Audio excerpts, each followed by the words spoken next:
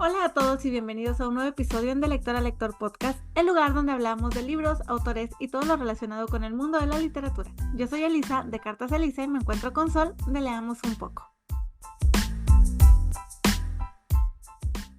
En esta ocasión vamos a hablar nuevamente de libros que cambiaron la historia del mundo, pero en esta ocasión nos vamos a ir con los libros de no ficción. Yo creo que muchos de ustedes esperan que un libro de no ficción cambie más el mundo que uno de ficción, así que en esta ocasión les damos gusto.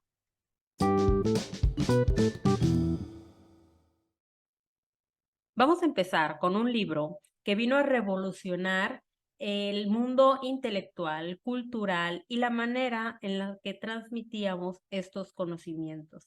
Me refiero a Enciclopedia de Denis Diderot y de Jean d'Alembert, que eran unos editores, y es que a final de cuentas pocos libros han tenido una influencia tan profundo como la enciclopedia o diccionario razonado de las ciencias, las artes y los oficios, que pues para términos más prácticos le vamos a llamar la enciclopedia.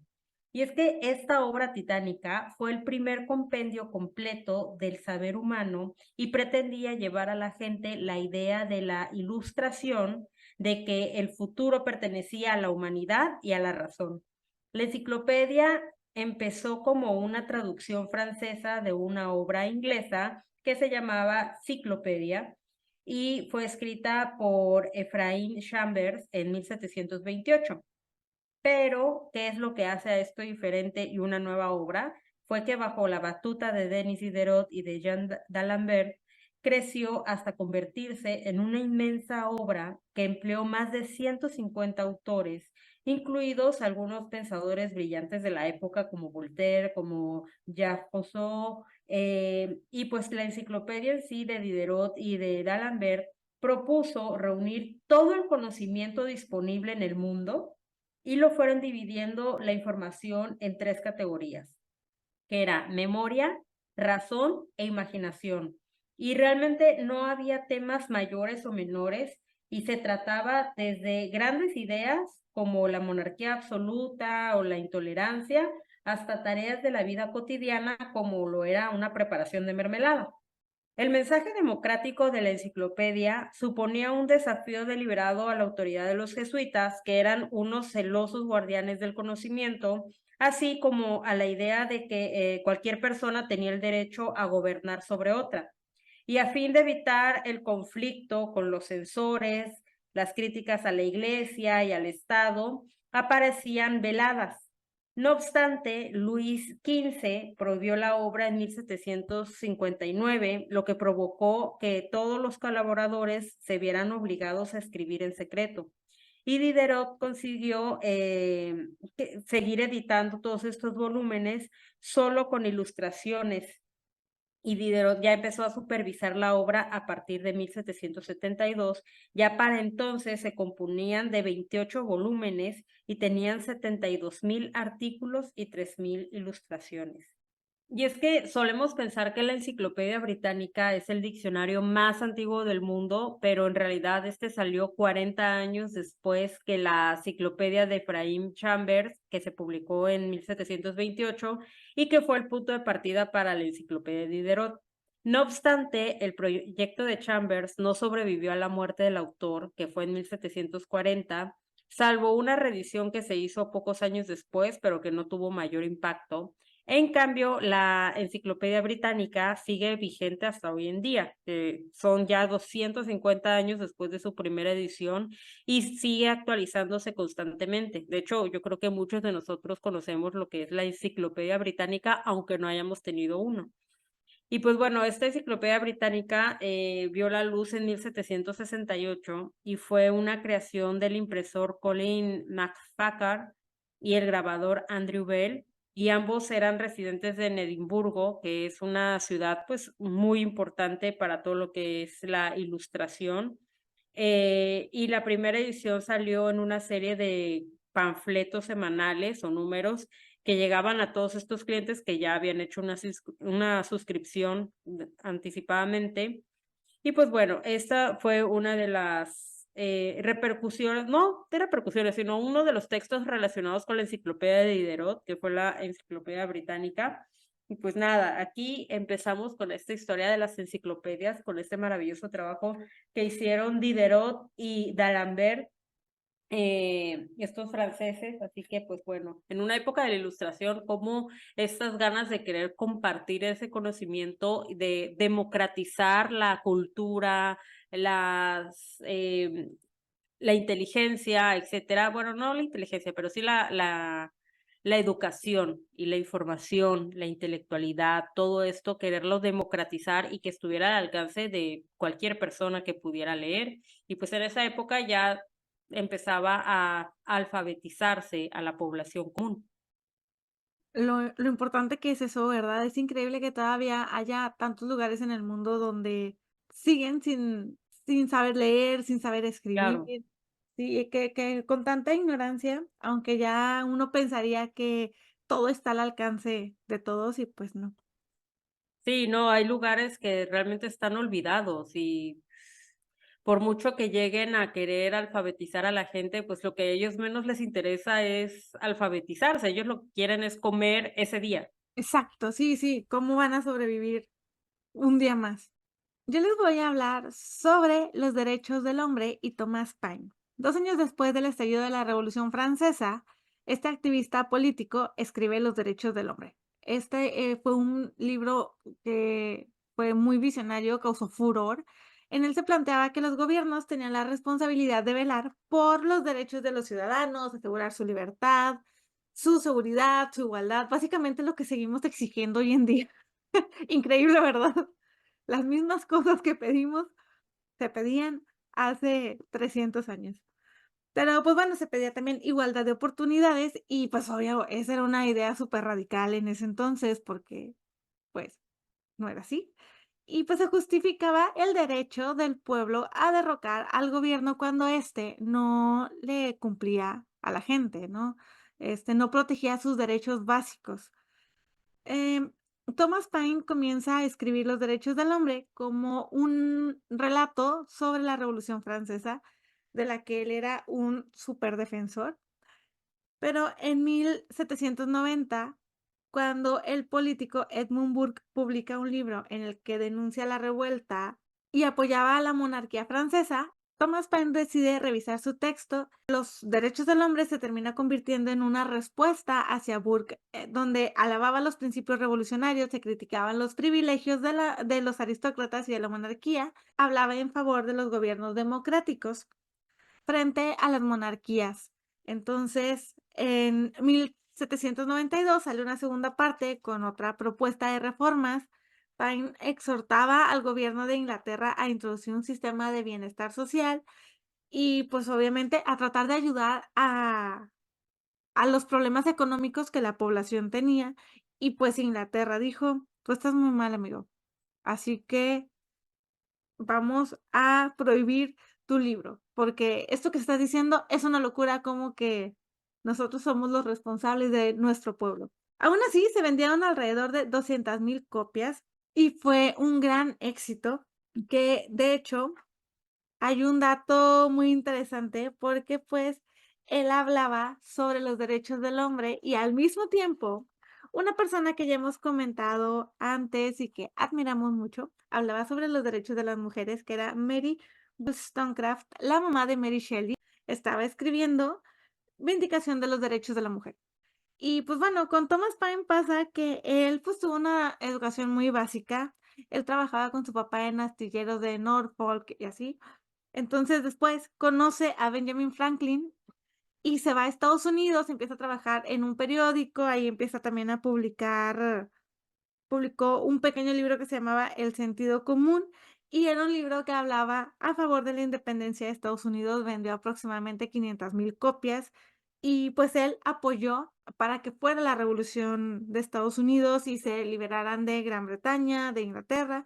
Regresa a Inglaterra, publica allá Los derechos del hombre, y después regresa a Estados Unidos porque allá en Gran Bretaña medio lo andaban persiguiendo y tristemente él murió sumido en la pobreza, pero su libro es ahora uno de los más importantes de las bases de la democracia. El segundo libro del que les voy a hablar se llama Procedimiento para la escritura de palabras, música y canto llano por medio de puntos. Y ustedes se dirán, ¿y ese libro con ese título tan largo cuál es? Y el autor es nada más y nada menos que Louis Braille. Él quedó ciego de ambos ojos a los 5 años, pero cuando él inventa este sistema de lectoescritura, tenía 20 años. Louis Braille presenta su procedimiento para la escritura de palabras, música y canto llano por medio de puntos y descubrió un método de lectoescritura que cambiaría la vida de las personas ciegas, como él mismo era.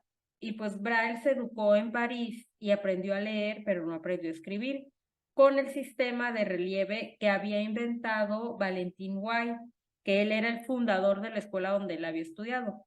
Ya para 1821 descubrió un código de escritura nocturna, que esto es un código militar que inventó el capitán Charles Bavière, y ese oficial del ejército francés había inventado un sistema a principios del siglo XIX para que los soldados pudieran comunicarse en silencio en los campos de batalla mediante señales que podían pues leer con las yemas de los dedos.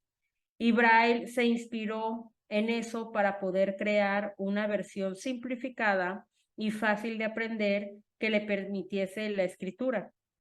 Entonces, él fue cuando mejora el sistema de Barbier e inventa su propio código con celdas o con letras, que serían, pues, en ese caso, las letras, que están compuestas por un matriz de 6 puntos en relieve y que se podía leer, entre comillas, con la yema de los dedos. Y ese código representaba letras, números, signos de puntuación, y ya fue que Braille publicó su obra para 1829 e incluyó símbolos adicionales para las matemáticas y para la música.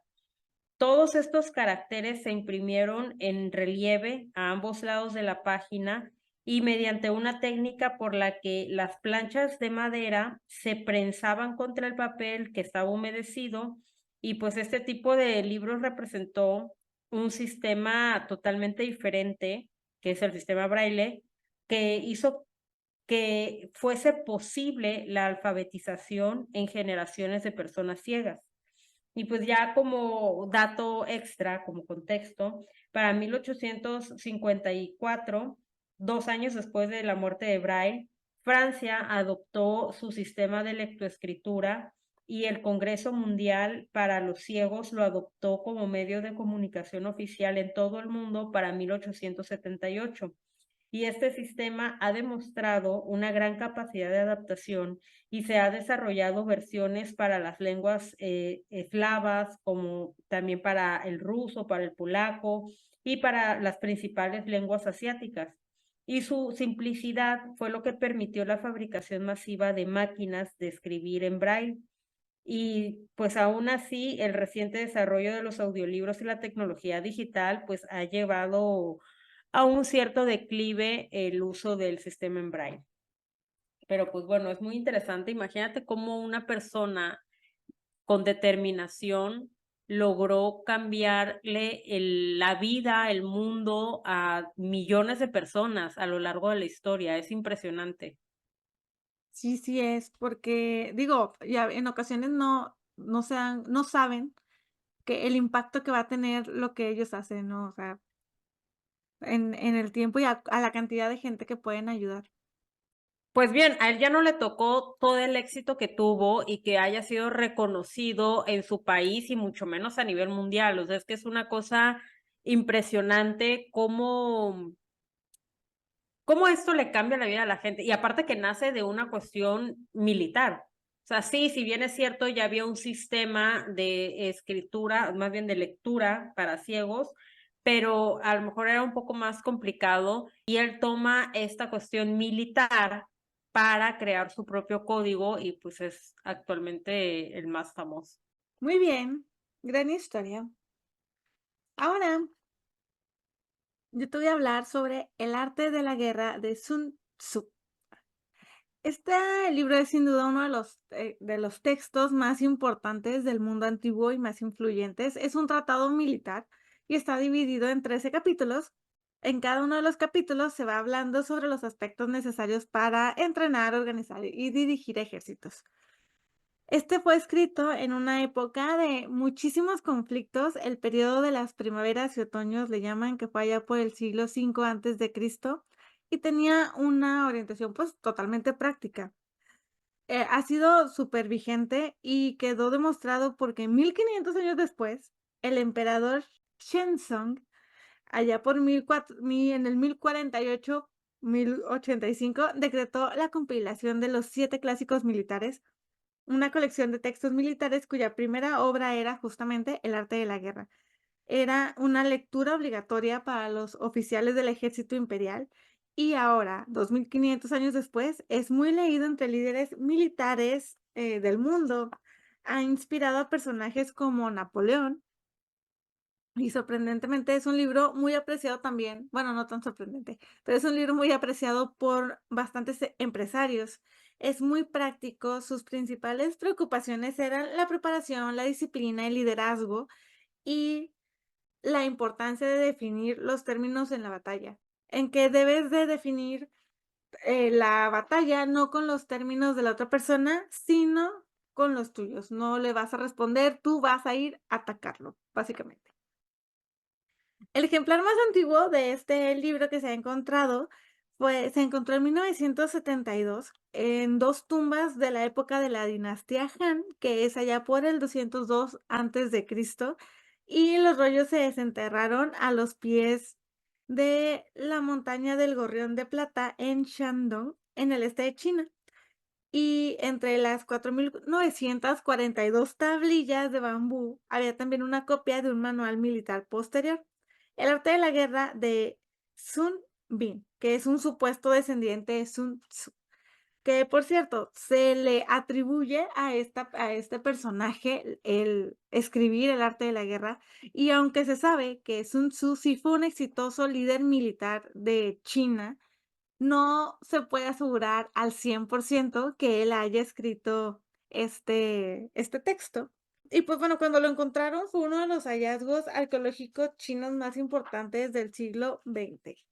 Pues sí, es que pasa con muchos escritos antiguos que de repente no es tanto, o sea, sí, uno no sabe si realmente lo escribieron ellos o no, o luego son compilaciones de su sabiduría o de sus enseñanzas, etcétera, que sus seguidores llegaron a escribir a su muerte, que es algo similar a lo que le pasó a Confucio, que toda la filosofía de Confucio que leemos y que encontramos actualmente, pues es lo que sus seguidores, sus alumnos, fueron dejando por escrito en memoria de él. Pues bueno, muy bien. Ahora pasemos a mi tercer libro y Así es. último. Tercero y último. Pues bien, yo les voy a hablar de un libro que se llama La primavera silenciosa de Rachel Carson. Y es que este es uno de los libros de historia natural más impactantes porque fue un detonante del movimiento ecologista. La explicación de los daños provocados por el uso de pesticidas agrícolas, que en particular hoy un pesticida que se le denomina DDT, alertó a la población sobre los peligros de la contaminación por los productos químicos. Y pues fue en 1958 cuando Carson decide investigar sobre el uso de los pesticidas, cuando un amigo le informó de que el DDT estaba matando a muchísimas aves en la península de Cabo Cod, en Massachusetts. Y pues es que este producto se usó por primera vez en la Segunda Guerra Mundial para controlar plagas de insectos portadores de la malaria. Pero en la década de 1950 se introdujo ya de manera masiva en los cultivos de cereales. Y Carson contactó con muchos científicos y elaboró una persuasiva campaña contra el DDT y demostró que el DDT entraba en la cadena de la trófica que se acumulaba en los tejidos adiposos de los animales, incluidos pues los humanos, y provocaba daños genéticos y enfermedades. El DDT también afectaba a las aves, sobre todo al águila calva, que es un símbolo nacional de Estados Unidos, pues esta debilitaba las cáscaras de sus huevos. Entonces, el mérito que tiene Rachel Carson con La Primavera Silenciosa, consistió en presentar sus hallazgos al público de una forma accesible y convincente. Infundió un sentimiento de urgencia y de temor que propició un cambio social y político, prohibiendo el DDT y creando con ello la Agencia de Protección Medioambiental en Estados Unidos. Entonces, imagínate, o sea, es que a mí me parece esto maravilloso. Estos son como que los precursores de los libros, no sé, estoy preguntando si alguien aquí sabe, que podría considerarse uno de los primeros libros de divulgación científica o a lo mejor uno de los primeros libros de divulgación científica moderna. ¿Y a qué me refiero con divulgación científica? Que te hablan de ciencia, pero de una manera amistosa y entendible para el público que pues no es científico, ¿no? Y pues nada, ya como contexto, tras la publicación de La Primavera Silenciosa, todas estas industrias salieron en defensa del DDT, alegando que sin él mucha gente iba a morir de malaria. Pero el argumento de Carson incitó a que el presidente Kennedy abriera una investigación en la cual corroboró o sea, todas las denuncias que ella había hecho. Y el gobierno de Estados Unidos comenzó a vigilar ya de cerca el uso del DDT, y fue en 1972 que definitivamente se prohibió su pulverización en los cultivos. Y ya para los años 80, Reino Unido siguió el ejemplo, y ya para el 2001, la Convención de Estocolmo decretó la prohibición mundial del uso de su uso agrícola, y pues hoy su aplicación se ha limitado drásticamente y solo contempla su uso para erradicar mosquitos que transmiten la malaria. Entonces, pues bueno, ese fue el libro de La Primavera Silenciosa de Rachel Carson y cómo cambió la historia de la humanidad. Qué interesante, y siento que lo que yo te voy a hablar ahora es tan vano. Pues yo creo que no, yo creo que todos los libros tienen una cadena de consecuencias bastante interesante. Pero a ver, cuéntame. Sí, pero mira, ¿te gustan los horóscopos? ¿Cuál es tu signo? ¿Crees en Mercurio retrógrado? A ver, vuélvemelo a decir. Adiós. Ti, Sí, ti, coinciden ti. sí, coinciden que todos los libros tienen su razón de ser, y cambian la historia, pues, para bien o para mal, ¿no? Yo no digo que este lo cambie para mal, pero siento que este del que tú hablaste es muy interesante. Pero, pues bueno, te voy a contar algo. Ya ves que allá cuando pasó lo de las Torres Gemelas, todos decían: "Nostradamus lo predijo". Dios mío, me acuerdo que hasta pasaron una película y a mí me daba mucho miedo verla. Yo tenía 11 años en ese entonces, 11 años. A mí me daba mucho miedo verla porque decía: "¿Y si hay una profecía que diga que, o sea, nos vamos a morir todos pasado mañana? Qué horror". Pues bueno, Nostradamus fue un boticario, médico y astrólogo francés que seguramente, todos conocen, o la mayoría conocerá. Porque como que decía, ya por el 2001 volvió así de que con mucha fuerza a ser popular. Él era, pues sí, astrólogo. En 1550 él comienza a publicar almanaques que incluían predicciones astrológicas, meteorológicas, y te decía más o menos de que: "Ay, en esta época debes de sembrar, en esta época no", o así. Tuvo un gran éxito porque la nobleza le empezó a encargar horóscopos y lo animó a escribir predicciones más complejas y poéticas que publicó en Las Profecías. Se llamaba esos otros libritos. En 1555 publica uno de estos de las profecías y el libro contenía 353 cuartetos que supuestamente predecían hechos del futuro. Estos estaban ordenados en grupos de 100 y después se le incorporaron 9 cuartetos más hasta que fueron 942. Pues, cuando se publica por primera vez, el libro tuvo una acogida bastante, pues, equis, a unos les gustaba, a otros no. O sea, la realeza era así como que: "Claro que te creo cada palabra que me digas", pero había quienes consideraban que Nostradamus era un loco, diagonal, charlatán. Jonathan Swift hubiera dicho que era un charlatán. Pero bueno, el clero, por su parte, decía que este libro era una obra del demonio, aunque las profecías nunca llegaron a ser condenadas y Nostradamus nunca alegó que fuera así como que de que él tuviera visiones, religiosas o algo así, ¿no? Como para que la iglesia pudiera interferir, sino que estas eran como que simplemente astrología. Entonces, para realizar estas predicciones, Nostradamus calculaba las posiciones futuras de los planetas, buscaba las alineaciones en las que fueran similares al pasado, porque él recurría a historiadores de la antigüedad como Suetonio y Plutarco y a profecías que ya se habían registrado. Entonces él establecía así como que, mira, hace tanto tiempo pasó esto, entonces seguramente se va a repetir más o menos en tal época.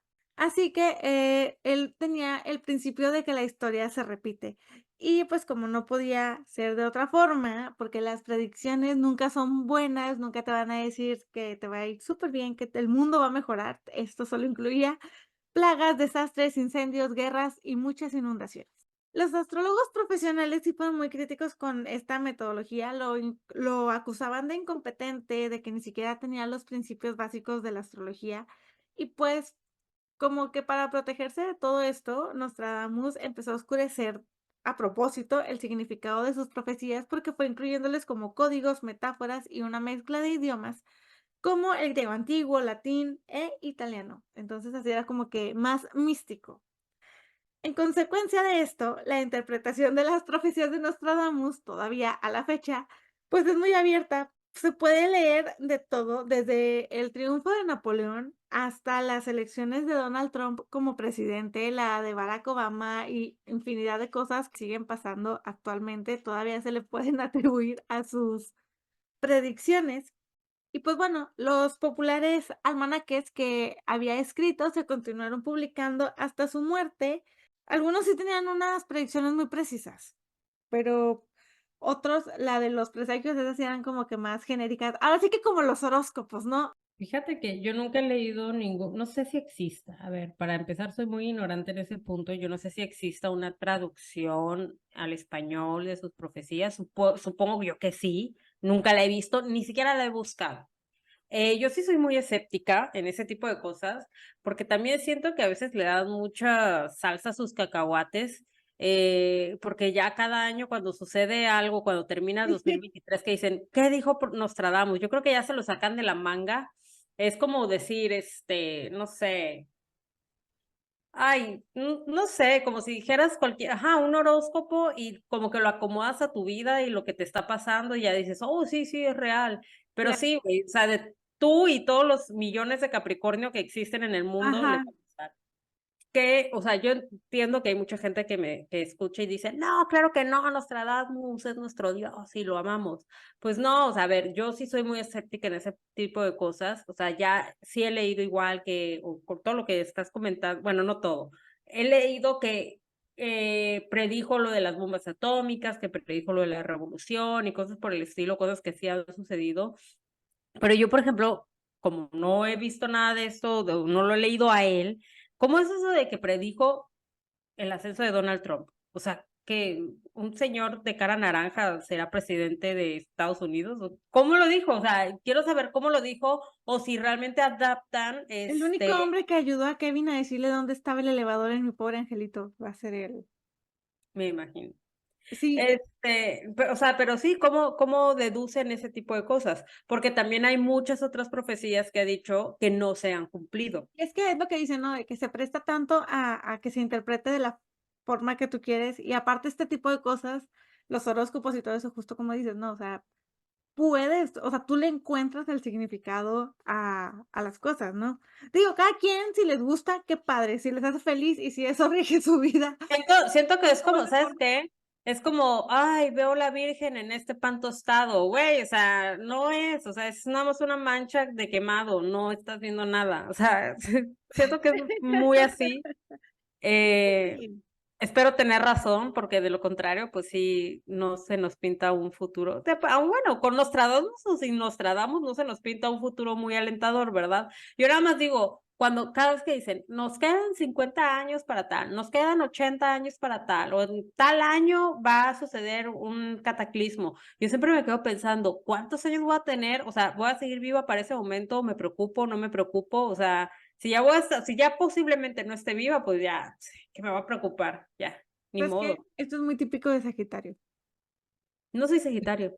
¿Qué, qué son ustedes? Capricornio, siempre me confundo.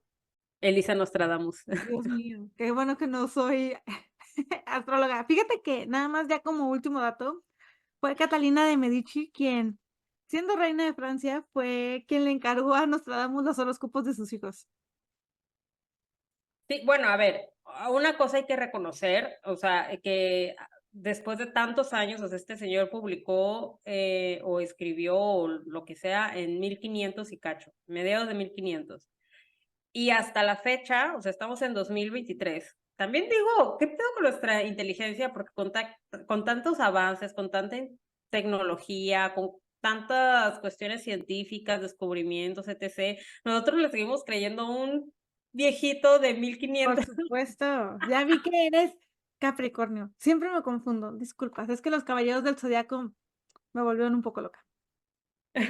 Pero sí, oye, es increíble. Te digo, o sea, hay cosas que digo, unas cosas más importantes que otras, ¿no? Era lo que quería decir hace rato, que el libro como el que comentabas hace un momento, o sea, son libros que cambian y ayudan en muchas cosas, y hay otros libros que simplemente cambian la historia de una forma muy random. Pues bueno, a ver, lo que pasa es de que más que cambian la historia, también la marcan. O sea, y al final de Eso, cuentas, exacto. Nostradamus como tal, con su libro, marcó la historia, pues que en cuanto a creencias, o sea, pues sí, ha vencido el Sí, tiempo, claro. ha vencido los avances científicos, ha vencido, pues, al final de cuentas, esta razón de la que tanto se presumían los hombres en la ilustración. O sea, todas estas cuando se supone que deberíamos de ser como que más limitados a creer supersticiones y este tipo de cosas, pues no, o sea, seguimos con estas mismas creencias del año de la cachetada, o sea, y mucho más antiguas que estas profecías de Nostradamus, pero pues bueno,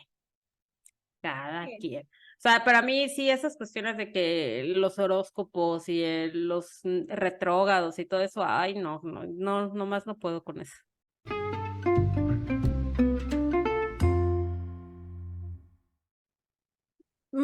Bueno, ¿sabes qué me pasa más a mí? Que a veces batallo para decidir a qué libros tengo que poner en mi top. Porque a veces me divido entre es que este me enseñó muchas cosas, con este aprendí, siento que cambió mi perspectiva, pero también digo otros de que es que este, híjole, me hizo sentir tan bien, me gustó tanto, y ahí es donde batallo un poquito, como si tuviera que hacer 2 tops, un top de lecturas, pues, no sé si llamarlas más formales, o de lecturas más de recreación. Eso es lo que se me complica más a final del año. ¿Cómo decidir a qué le debo de dar más importancia de mis lecturas? También ha influido mucho en que, como he sacado esta sección de Story Time, me he dedicado también mucho a leer cosas en internet, o sea, artículos, todo, no libros como tal. Y eso me ha quitado pues también mucha energía de mis ojos de estar leyendo libros, porque te absorbe mucho el tiempo en estar buscando todas las fuentes posibles, todas las versiones posibles de una historia, tener un respaldo de lo que vas a decir, porque puta, aparte en TikTok te piden las fuentes como si te pagaran por hacer los videos, y eso también ha disminuido mi ritmo de lectura. Y de repente digo, ay, ¿en qué cosas me metí? Ya mejor voy a regresar a hablar de libros y punto final y no estar haciendo estas investigaciones porque pues se me van acumulando muchos libros y me gusta leer los libros y me gusta estar con eso, pero pues también mi alma de investigación no la puedo negar. Sí, no, esa vena no la puedes cortar, por Dios. A mí me gustó mucho esa sección que tienes, es increíble. Y de verdad que también pienso, ¿cuánto tiempo le dedicas? O sea, es mucha información para porque luego aparte son videos cortitos, tienes que hacerlo más conciso, o sea, todo esto sí implica mucho tiempo. Sí, hace poco me llegó un libro por parte de Penguin Random House que no me acuerdo cómo se llama, pero es así como que crónicas de México, o sea, son historias de México. Y está súper interesante porque te vienen, o sea, te inicia con el hombre que inventó la máquina para hacer tortillas. y te empieza a decir por qué y cómo fue que la inventó, cómo se popularizó, etcétera. Pero pues dentro de esa historia, que son como, ¿qué quieres? ¿4 páginas? ¿5 páginas a lo mucho? Pues ya te viene mucho más datos que puedes sacar más información. Entonces está padrísimo porque pues son muchas cosas de historia de México, de lo que ha dado pues, nuestra cultura, nuestras tradiciones, etcétera. Y pues sí, me está gustando bastante. El problema es que de repente en un párrafo hacen un comentario sobre algo que me llama la atención y digo, puto, o sea, tengo que investigar esto en Google aparte porque esto no viene aquí desarrollado. Y pues bueno, de todas maneras hay que investigar porque siempre sacas más información. Es que ese es el problema, que empiezas a jalar un hilo y jalas y jalas y jalas y no terminas. Volviendo a lo de Goodreads, yo a veces no pongo reseñas ahí, pero luego me da coraje cuando la gente no las pone, porque digo, pónganlas, quiero saber si les gusta o no les gusta. Sí, igual a mí me pasa de que de repente cuando hablo de un libro como que quiero así ponerme como que más profunda y no hablar exactamente de lo que trata, sino como que de las sensaciones que te da. Y cuando leo eso, o cuando leo que personas hablan de, como que rodean la trama del libro, más no hablan de ella, no la abordan en Goodreads y digo, pero yo quiero saber de qué trata el libro, o sea, de qué te está hablando, o sea, ¿por qué no lo ponen? O sea, capítulo 1 pasó esto, capítulo 2 pasó esto otro, o sea, ¿por qué no hacen eso? Y yo no lo hago. Pero pues bueno, es como, por ejemplo, a mí me molesta que no me contesten el WhatsApp o el teléfono. Y tú nunca Yo pones. nunca contesto el WhatsApp y nunca contesto el teléfono. O sea, sí, soy pésima para eso, pero me molesta que me lo hagan. Y fíjate que yo este año me puse como reto 40 libros. Le bajé muchísimo a mi reto del año pasado, que fueron creo que 72, algo así, 60 o 72. Pero este año llegué a 40 a principios de diciembre, no, de noviembre, mediados de noviembre, y más o menos voy a terminar como con 47, pero porque obviamente los audiolibros te hacen un paro enorme, porque todo el tiempo que yo personalmente paso en el tráfico en el día, o sea, me aviento a veces hasta en total 2 horas de tráfico o hasta un poco más, entre ida y vuelta, es mucho tiempo, entonces sí, me ayudan mucho. Afortunadamente tengo bien desarrollado ya ese superpoder de ir escuchando audiolibros y me han ayudado bastante, pero no me quise presionar de más porque luego años anteriores he estado de que recuerdo que hubo un año que estuve el 31 de diciembre yo sentada en la sala en casa de mi abuela terminando un libro para poder completar mi reto y dije: "Nunca más, no me voy a volver a torturar de esta manera". No le veo el caso a estar sufriendo, pero sí siento que me ayuda a ser constante, porque a veces flojeo mucho y se me van acumulando los pendientes, principalmente de colaboración, y ahí es donde digo de que, okey, no, no está bien.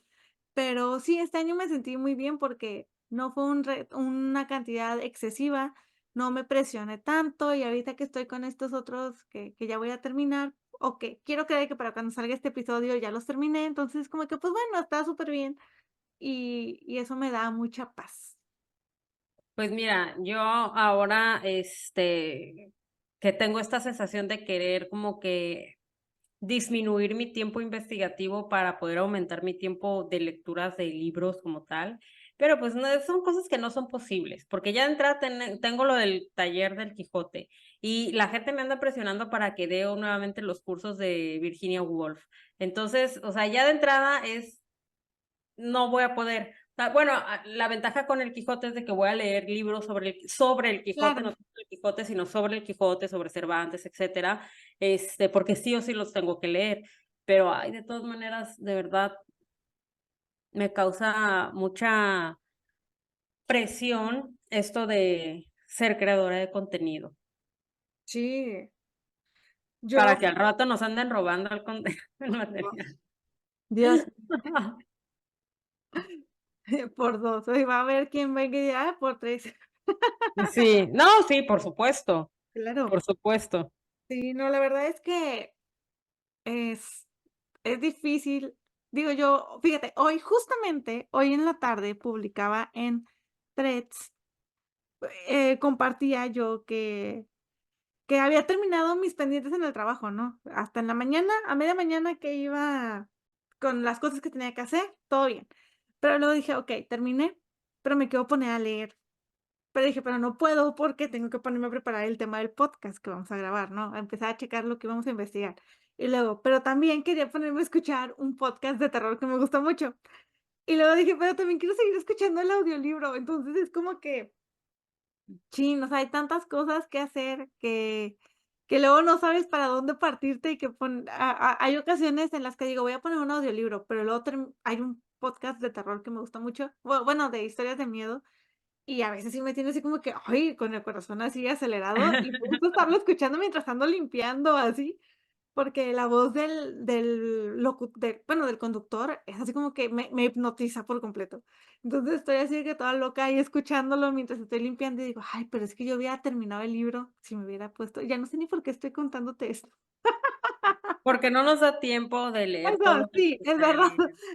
Fíjate, ¿sabes una cosa? A mí, en las últimas semanas, bueno, hace varias semanas había descargado un jueguito que era una estupidez de juego. O sea, tienes que hacer misiones, pero tipo oprimir te dan cierto número de energía y tienes que oprimir un dibujo para generar ciertos productos, ¿no? Entonces, si los juntas, haces otro producto, y si juntas esos productos, haces otro, y así sucesivamente. Y me tenía muy idiotizada porque, o sea, estaba realmente pendiente a ver cuándo tenía energía suficiente para generar y cumplir mis misiones. Y de verdad, o sea, leía así un párrafo y yo así, a ver, ¿cuántas energías ya tengo? Uy, no, horrible, ya lo borré Entiendo. porque Yo sí, también me pasó con 2 juegos y también los quité porque dije: "No, okey, esto está acabando con mi", y deja tú, ¿sabes qué? Todo el tiempo. Sea, estaba trabajando y era así como que: "Ay, quiero ponerme a hacer, yo, pues, necesito meterme a jugar", o sea, era sí, sí, sí. necesito, o sea, ya. Sí, sí, sí, Sí, sí. No, o sea, yo me despertaba en la madrugada al baño y así el teléfono, ¿cuánta energía tengo? sí. O sea, para gastármela y volverme a dormir, y cuando me despierte ya tengo más energía, pero aproveché ese momento. Entonces, Ay, no, muy feo. risa. Oye, hubo un debate en estos días en Threads sobre empezaron a hablar, ¿no?, sobre Goodreads y volviendo al punto, al inicio de este subtema. Y decía, ¿no? De que todos estábamos en plan de que no, ¿sabes qué? O sea, no importa, cuántos libros leas en el año, lo que importa es que los disfrutes, ¿no? Que sean Ujú. lecturas que hayan sido satisfactorias para ti, o que si no te gustó, pues bueno, ya sabes, ¿no? De que ya, o sea, que bye con este autor, con esta autora, lo que quieras. Pero luego también decían de que sí, pero el 1 de enero Goodreads va a estar colapsado como siempre, porque todos estamos poniendo nuestro nuevo reto de lectura. Mira, yo creo que para mucha gente, Goodreads nada más que ponerte un reto de decir un número de lecturas que quiero leer, a lo mejor también es un número, pues, para llevar tu propio orden de lecturas, que si bien es cierto, lo puedes hacer en un cuaderno, pues bueno, tienes una plataforma, hacia como tienes Instagram, donde hablas de libros, o TikTok, donde hablas de libros, etcétera, o Facebook, donde hablas de libros, pues tienes esta aplicación que la puedes compartir, que puedes dejar tu reseña, que puedes leer las reseñas de otras personas que opinan, o sea, o datos que te pueden aportar sus reseñas, etcétera. Y eso es interesante también. Yo creo que esa, en un mundo ideal, mi cero humilde opinión, como diría Ale Ale. Medina, mi cero humilde opinión es que Goodreads, más que suponer un número de lecturas o ponerte una meta como tal de lecturas, debería ser pues únicamente llevar un control, porque hay personas que así les gusta llevar un control de que han leído, que no han leído, ver qué opinaron en ese momento, y a lo mejor releen el libro y quieren ver si esa opinión cambió o si la amplían o qué pasa, ¿no? O conocer la opinión de otras personas, porque de entrada Goodreads sí te pide que pongas un número de lecturas Exacto, sí. por cada año, o sea, no es tanto como que es una opción, no, sí te pide que pongas un número de lecturas cada año, o te lo pone Goodreads, creo que el año pasado yo no puse y me lo puso Goodreads, ya no sé, ya no estoy segura.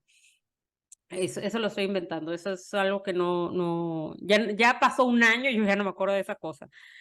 Pero, creo que, pues sí, también estar viendo y presionándote por leer cierto número de libros sí se me hace un absurdo. O sea, no se trata de qué, de una competencia, aunque sea Bueno, es contigo que mismo. realmente, yo pensé que lo que ibas a decir era que al final termina siendo una competencia, Sí. porque, o sea, así se siente muchas veces, que ves las cantidades de libros que a veces llega a poner la gente, eh, pero como que porque ven que alguien más puso un número muy alto, y así. Ujú, Pero sí, o sea, realmente, te digo, en mi caso es porque yo sé que a veces soy más floja a la hora de leer, pero sí creo que debería de ser como dices tú. Yo me gusta mucho a veces que entro y me da mucha risa porque entro de que: "Ay, voy a leer tal libro", pero voy a buscar primero una crítica para ver si lo compro o lo compro para el Kindle, ¿no? Ya decides qué hacer. Y me topo con las recomendaciones de Ricardo Carrión, y yo de que: "Ah, perfecto, entonces sí". sí, son las mejores recomendaciones. Yo realmente, 100%. si hay un canal de YouTube, TikTok, Instagram que yo podría recomendar, es el de Ricardo. O sea, qué bruto, qué nivel de explicación en todas sus lecturas, de compromiso en sus lecturas, y aparte es súper buena onda. Eso. Te queremos mucho, Ricardo. Eres una de Sí, las personas Ricardo. favoritas del podcast. Sí, siempre. ¿Qué te iba a decir? Oye, el próximo episodio, ¿te parece que sea nuestras mejores lecturas del 2023? Me parece muy bien, me late. O las del club de lectura. Ya los sorprenderemos la próxima semana. En el 2024 sabrán cuál va a ser nuestro primer episodio. Así es, vamos a ver qué vamos a leer. Porque pues también tenemos las lecturas que vamos a hacer para el club de lectura del podcast. Este, ya no me acuerdo si tenemos libro para enero, si ya tenemos el nombre.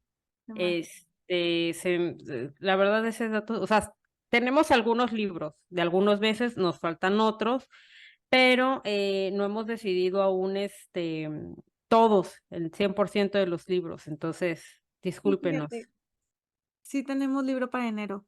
Ah, yo lo puse. Exacto. Sí, ya tenemos libro para enero. Tenemos enero, febrero, marzo, abril, mayo, junio no tenemos, julio Sí tenemos tenemos, sí, perdóname. agosto no tenemos, agosto no tenemos, septiembre no tenemos, octubre tenemos, noviembre no tenemos y diciembre tampoco tenemos. Jaja. Pues bueno, chicos, yo creo que ya es todo por hoy. O sea, les dimos más de la cuenta. O sea, otra vez volvimos a extendernos. Yo creo este capítulo nos volvimos a extender, pero vale la pena porque es el último capítulo del año. Entonces, esperemos que este podcast pues, nada más los haya divertido, les haya enseñado cosas nuevas, hayan pasado un rato ameno en el tráfico, en las labores del hogar, en lo que sea que hayan estado haciendo, en el baño. Bueno, uno nunca Exacto. sabe. Pero pues que esperamos que ahora que retomamos el podcast, ustedes se la hayan pasado muy bien y sobre todo les haya dado ganas de leer al menos uno de los libros de los que hablamos o uno de los autores de los que hablamos. Y pues nada, les agradecemos mucho. De hecho, no, sí, este sí es el episodio del último año. Así es. Del último, el último episodio del año. Pero bueno. Los queremos mucho. No olviden pasar a la casilla de los comentarios, ya sea en Spotify o en YouTube, y nos dejan, pues, un comentario, unos buenos deseos, el número de transferencia bancaria que nos hicieron el dinero. Y pues nada, muchísimas gracias por acompañarnos en este año. Sí, gracias por acompañarnos en este año, en esta vuelta. Esperamos que ustedes disfruten mucho estas fiestas, que se la hayan pasado muy bien, que hayan escuchado este episodio preparando la cena de Año Nuevo. Y Y si no lo hicieron, las profecías de Nostradamus caerán sobre ustedes. sí, esa plaga de langostas que les caiga. No, no es cierto. Cállate que en Mérida ya hay plaga de langostas, de repente ¿Qué? sale por ahí. Sí, Nostradamus lo predijo. Porque no escucharon el podcast, ya sabes. Pues bueno, ya hasta aquí. Nos escuchamos el próximo año. Feliz 2024. Bye.